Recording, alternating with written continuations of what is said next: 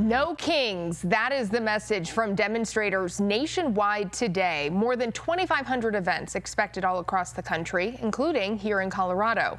From a huge crowd at the state capitol to groups up in Estes Park, all rallying against President Trump and his administration's policies. Good Saturday evening to you. I'm Kelly Worthman. Thank you for joining us. This is the second time No Kings rallies have been held across the country. The first so-called day of action happened back in June. We do have team coverage from your reporters tonight. Your reporter Michael Abeda has been covering the protests in Aurora as well as Parker today. But we first want to hear from your reporter in Denver, Jasmine Arenas, joining us from the state capitol tonight. And Jasmine, the turnout today really has been huge. Absolutely, Kelly. Protesters gathered on the west steps of the Capitol for the second No Kings rally in Denver. This is one of more than 2,000 similar demonstrations nationwide.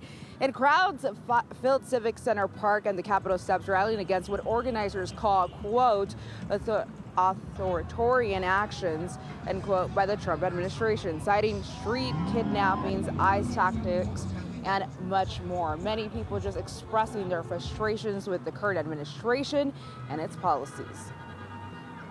This time, the whole west steps and the Capitol were full and the park was full. The march basically ran into itself because there were so many people on the march that they made it all the way around and back. What's going on? I've never, I'm going to be 70 pretty soon.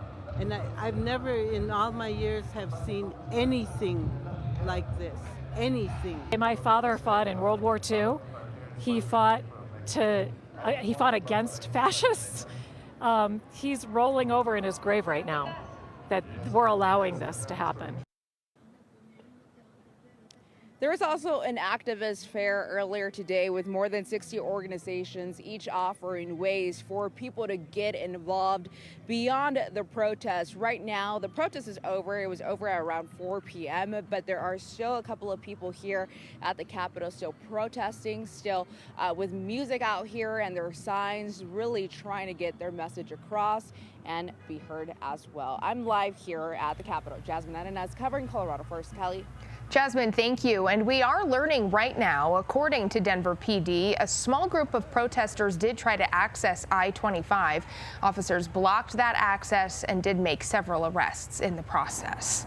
Your reporter in Aurora, Michael Abeda, has been following the protests in his community today. So, Michael, what's the message from people you heard from? Well, Kelly, the protests may not have been as big down here in the South Metro part of the city, but the protesters who showed up were just as passionate. The day started off early in the South Metro at 10 a.m. in Parker, where hundreds came out to express their unhappiness with the direction this country is headed. I think it's good. I would have loved to see twice as many. Karen Zimmerman was holding down the corner of Parker and Main with her sign. Because I support democracy, and I like that we have the ability to voice our concerns peacefully, and that it's part of the Constitution. And I think we've got some changes that need to be made in our leadership right now. She says overall, things were peaceful. I would say the majority is supportive. You think Vietnam was fun, you idiot?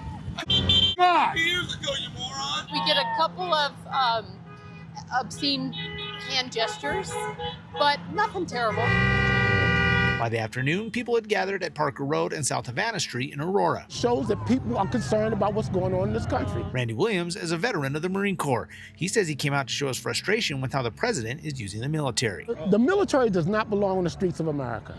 If you have a problem with crime, then how you fight crime is you get poverty programs, you get people jobs. You don't put the military on the streets. ICE running around like they can do whatever the hell they want to do, not showing their faces, not having cameras on, shooting a priest in the head, a priest, throwing women to the ground.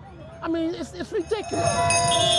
No matter what specific reason led them to come out, protesters say ultimately the day was about protecting their country and the values they hold dear. I'm grateful to be an American and to live in this country.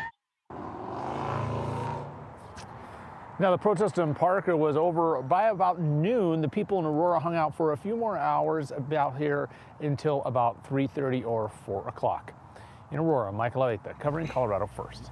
Michael, thank you. Again, No Kings protests are happening all over the United States today, from California to Pennsylvania, Florida, and more. At the nation's capital, Senator Bernie Sanders addressed protesters and shared his thoughts about why today's demonstrations are necessary. When he was sworn in as the nation's first president, George Washington called this attempt at self-government, quote, an experiment entrusted to the hands of the American people, end quote. My fellow Americans, in an unprecedented way, that experiment is now in danger. And the demonstrations did not stop at U.S. borders. Several hundred people gathering at the U.S. Embassy in London today, including Europeans and Americans living abroad. Some of those protesters brought a typed letter to President Trump, which was read aloud as part of that demonstration. Now, we have reached out to the Colorado Republican Party and several GOP leaders here in our state for their comments on today's rallies, but we have not yet heard back. Meanwhile, members of the Trump administration have called Saturday's rallies anti-American. Speaker of the House Mike Johnson has called these protests a hate America rally. The No Kings organizers, though, say these protests are peaceful.